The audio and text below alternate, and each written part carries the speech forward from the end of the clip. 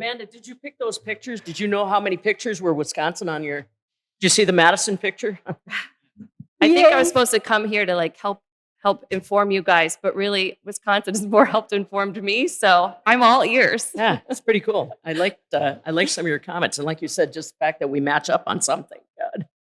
All right, questions? Time for both of you. I get what you're saying about once you hit it, you got to keep going. It's like a house. You got to keep investing. You got to keep going. Any idea on the time to accomplish from one step to the next? I'm not saying from beginning to end because theoretically the end is never. You know what I mean? But give us a sense of time. I think that's the real, from everybody that spoke today, you were all fantastic. But the one item that nobody really spoke to completely is time. Trying to find leaders in a rural community that have the time. Trying to find people that can dedicate to analyzing that aren't necessarily full-time paid staff. The time. The parents and school. The time. So can you give us a little sense on the time commitment that you kind of found in your research, other people's findings? Because I think that's something everybody would like to get a little bit better handle on. If I'm not doing it right, when do I know I got to find somebody else to help me? Or, nobody's out there really telling us that. Yeah, so real quickly, I'll just speak with my from just personal accounts. Is one that we know that our communities that may be experiencing a lot of challenges, they didn't get that way overnight, so they're not going to be able to move the needle overnight as well. So it does take a little bit of time with that. And then on the other side, around like volunteering and finding community leaders to stick with it and be involved. I just thinking of my own sort of personal circumstances. I may not have the time to stick with a 3-month process or go to a 3-month training or technical service. But what I can do is you can be able to tell me like a start time, an end date, a start date and an end date. And then whenever I have time, I can incorporate that into the work that I am doing. And so being able to understand who you're being able to ask at the table, so being able to have that understanding and knowing who you're asking to volunteer and understanding how they would want to being able to be involved in that process. I think on a personal level, being involved in my own community has been something that I found to be successful. Yeah, I think what we would really like me to say right now is you just do this one thing and next year you'll be fine. Unfortunately, it just doesn't work like that, right? It has to be lots of things that you do year after year. A lot of the communities that are doing really well have been working really hard, some for decades and decades and decades, which is like the worst news I could probably tell. But I think that means is we also need to do a better job celebrating small wins. Right? So it's really easy to celebrate a big ribbon cutting, right? That look how big that bow is. But the size of the bow does not determine the size of the economic impact, right? So we need to celebrate that small business. We need to celebrate if it's, a small housing development. We need to celebrate a small part of maybe downtown. Like those small wins that we do over time, we need to find ways to celebrate in big ways because we need the encouragement to know that what we're looking for is kind of very steady, very unsexy growth, right? Not amazing stuff. And to kind of celebrate what looks not that fantastic in the data sometimes. Yeah. John? Yeah, I have a question here. So just from listening to Matt and Amanda, your guys' talk, it really hit me that amenity-rich areas or having amenities that you can use is really big to rural livability. In Wisconsin, if you look at our license plates, it's pretty clear. We have two big things that are big in rural areas. We have a ton of water resources, and you see our sailboats on our license plate, and you also see the dairy farm. And so one of the things, and this kind of gets to a point, Samantha, you brought up around the community facilitation. And one thing I don't know if we've talked about is that, and this is unique to rural landscape change in the Midwest, where we have a lot of competing land uses. But in Wisconsin, we've been on a trajectory agriculture-wise where we're starting to deal with issues of mass imbalance, which creates a lot of non-point source pollution, which creates threats to our water systems. But changes are also to agriculture are viewed as threats to agriculture. And so there's these competing narratives. And I'm just curious if that's something you guys have seen in other rural areas, and how you recommend handling those competing narratives. And are there ways where you build symbiotic relationships? Because right now, we actually kind of, one of the threats I see in our rural areas is that we have an immense agricultural opportunity, but we also have immense opportunities when it comes to our recreation. And I think there's ways for those to be compatible, but frankly, at this juncture, they're not. So I just wanted you guys to grapple with that.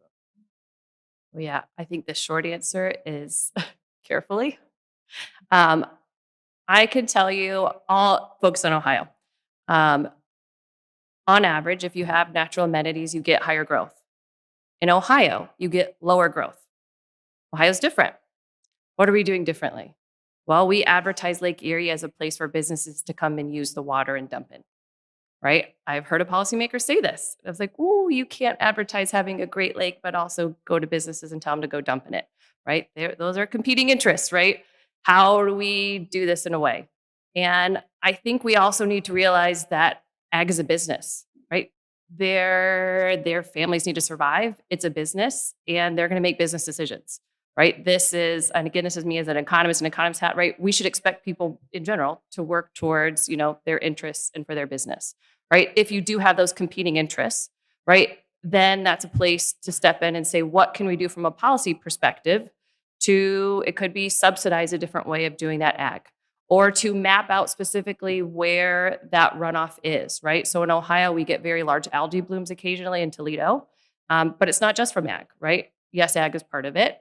And so understanding what all of that runoff is from and what we can actually do in that runoff for that very specific place. And there are places where the runoff matters, and there are places where the runoff matters less, right? So having a better idea of where it matters more and where it matters less, and where we can work with farmers to make it in their interest to potentially, pay attention to where that runoff matters more, right? I think that has to be also making it, whether that's government or the community come together and making it in, the farmer's interest to pay attention to that runoff and what's a solution that might work.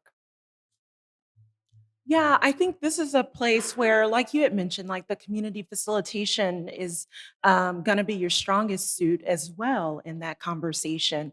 And being able to have an organization, it sounds like you already have some amazing folks. Beth, as one who's convening, who has that convening power, that may not have those competing interests, but being able to be, doesn't have to have any of that competing interests to kind of set fire maybe to some of those challenges that may be there, but being able to bring all folks to the table to being able to do some of that community facilitation.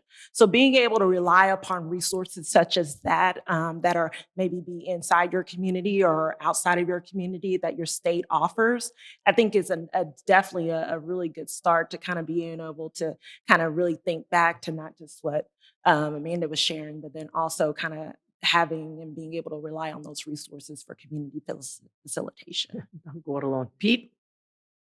Today we talked a lot about agriculture, and a lot of states identify by the culture of their people. And in Wisconsin, we talked about how people are hardy, and like how milk first defined our state, the dairy state.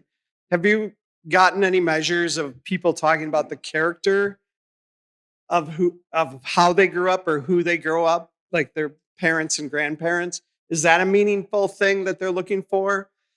And then as a challenge in our modern world that we want the latest iPhone, what is the dichotomy of quality life? Does it involve any of the human characteristics of wanting to feel some of that comfort of where we're from? Yeah. So actually, Andrew Van Leuven and I can't remember his co-authors on this paper, but they just looked at social capital and how important social capital is, and found that social capital is even more important for rural areas. And it's even more important for rural areas that have large minority communities, right? So that connection to each other, and it's kind of one of the things that data doesn't probably measure as good as other places, that we know that that social capital, it does matter, and it matters more for rural areas. So one thing that I've also heard from a rural resident in Illinois is, I can't get my kids to come back because I don't have broadband, right? They just won't visit because they're like, oh, there's no broadband here, and they want to be on their phones all the time. And that for him, the broadband was very much a quality of life thing, and it was the key to his kids even coming back and visiting him. And it was part of, his connection to his kids, is thinking about, how that broadband made it a nicer place to be and nicer place to visit, as much as it is also important for businesses. But I think social capital is real. I mean, I'm a parent, right? So I'm trying to give my kids roots and wings, right? And I think that social capital is part of those roots that we give our kids. And I think it's important for a community. Yep. Hi, yeah, you guys hit briefly on this, but perhaps you have more to say. Oftentimes, when we think about rural development, we also hit on the topic of community wealth building. And when we look historically, part of the reason that the Midwest has somewhat more equitable rural outcomes is because we have this history of more egalitarian communities where land ownership and home ownership is pretty widespread. But we're also seeing trends of declining home ownership and disinvestment in some rural areas. What have you seen as promising practices for community wealth building in rural areas? I think what you said is, we have to think about what data can show us generally works, but also what works for that community, right? And I think it's the conversation. So I've also been to communities so I'll pick on near where I live, Akron, where a policymaker in Akron says, well, how do we be Pittsburgh? But you're not Pittsburgh. The best you can ever be is a second-rate Pittsburgh, and that's if you do that really well, right? You want to be a number one Akron, right? And I think that's also something that we need to talk about. And it's about a conversation with those community members is, right, how do we work together to figure out who we really are? And for a lot of communities, so especially in Ohio and all over in a lot of the Midwest, is a lot of communities, once that plant came in, Ball Corporation or whoever that was, they started to build their identity around that plant. And so a lot of communities are coming back to a conversation of, who are we, right? Are we just Ball Corporation that makes glass jars, or is our community something more? And thinking about what has it historically been that they can build on to think about that. And I think about doing it in an inclusive way. We're involving a lot of what Sam said, of how we're having those community conversations of what are our strengths, what are our weaknesses, how do we build on that? But I think it also means you have to reach out to people. So a lot of times, some mayors and city council people will rely on who comes to those meetings, who comes to the table, and who comes to that conversation. And the problem is it's not a representative sample, right? It doesn't mean you should ignore them. I'm not saying that to any politician, right? Don't ignore anyone. However, we need to realize it's not a representative sample, and there are many people who aren't there who care very much about their community.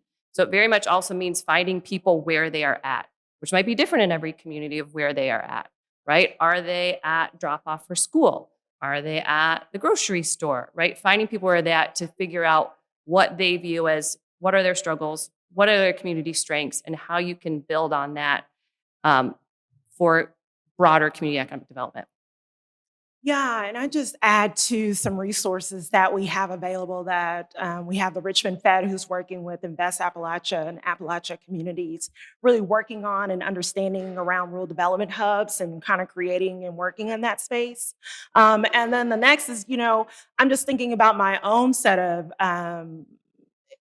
circumstances whenever I was returning back to my community and I was looking and thinking about where to move, where to live. And my grandfather was like, well, we've got plenty of land, look to your left and look to your right. Wherever you want to build, you can. And I said, well, all of this is heirs property, right? Like, no, the family and getting a part of that, it's a little bit, at that time was a little bit difficult. And so we have the Atlanta Fed that's doing some really critical research and conversations around wealth building around this land property. So when we're thinking about specific examples, I know that's something in the South that we deal with and are having conversations with.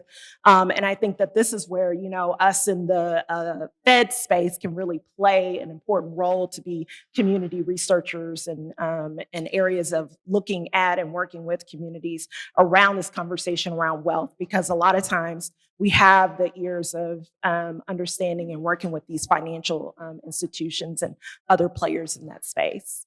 I think we also need to be willing to take risks and do new things.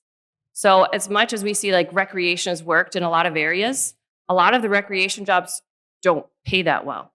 So you're not offering opportunities for a lot of people to rise up and to have something higher paying. It might be a great place to start, but if that's it, it can be hard to live off of the salaries of a lot of recreation jobs, right? Which is why we need to start thinking about what are some of the highest paying jobs out there. So when we look at tech jobs, they're the highest paying jobs out there. And we're seeing a lot of communities, a lot of rural communities with a lot of very innovative new tech jobs. And some of them are only ideas that I think could have come from those communities because of their culture, because of their social capital, because of all of the assets they have, I think is why that idea came from that rural community. So one innovator we just heard from is a local football coach, is important that as a local football team is in the area, and he wanted a headset.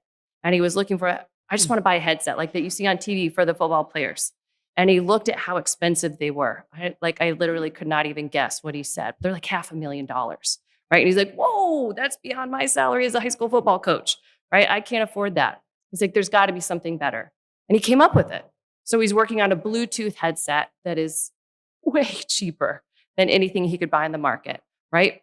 Because that is what he needed for his job, for his town, where football was really important. Yeah, and I think going back to, that's the main reason why we kind of have this book, is really thinking about the conversation around shared economic prosperity. And it's so good to see that you all have a state office that's dedicated to that, and really looking at the assets, from an assets point of view, and really thinking about just, the conversation. I thought it was great, Matt, when you were talking about you have these competing football towns maybe be right beside each other, but we can't afford to be competitive when it comes to regional economic development. And so looking at regional cooperation and how we because we're coming from the same labor market a lot of times. And so what does that look like? How do we kind of create this sort of shared economic prosperity where all can thrive, I think is a only on the conversation. gridiron. Yeah, only on the gridiron.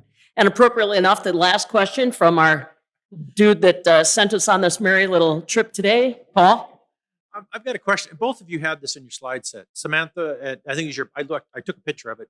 Your point number 3 from your 5 keys is about the importance of leadership, and same with yours. Your little big picture up there, Amanda, had leadership, right? By broadband leadership and something else. Both of you, we haven't where does leadership come from in your experience? What you've seen? How do you facilitate? Why is it so important, and how do you make it better? Or does it grow and homegrown? Does it come from elsewhere? How does that emerge? How do you foster that? How do you keep that going? Mm-hmm. Oh, that is a great question. I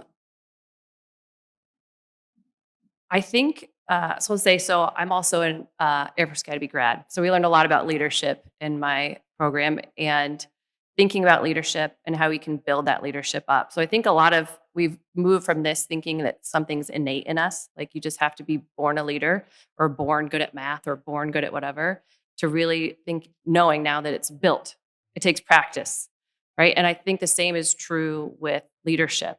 And I think really it just takes a spark. And to me, that is a passion or a love for something, right? A love for that community and wanting to see it do better.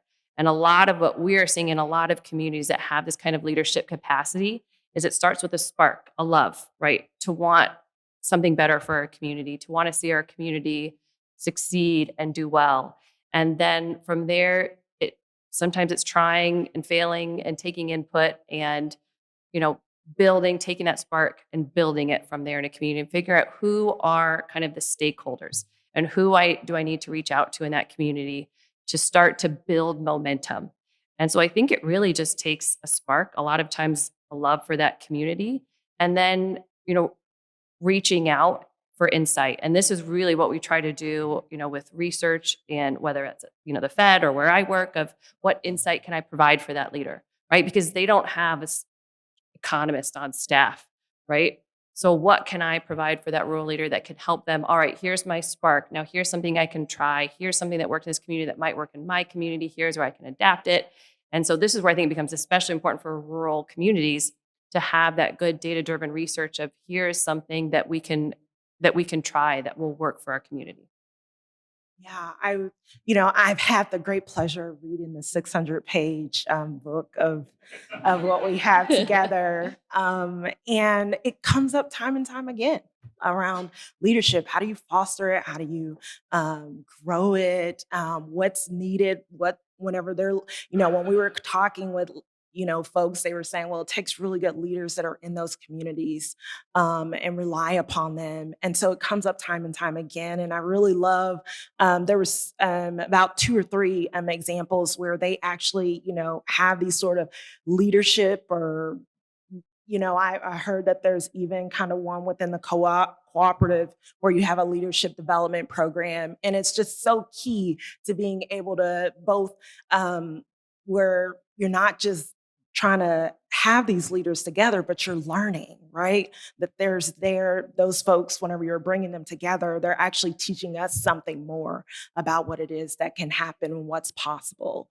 And so I think that, it just comes up time and time again, and so many great examples about how to foster leadership. And I think that whenever you're looking at rural development, what's key, that's definitely good. So happy to see that you all have those programs available. Well, the conversation doesn't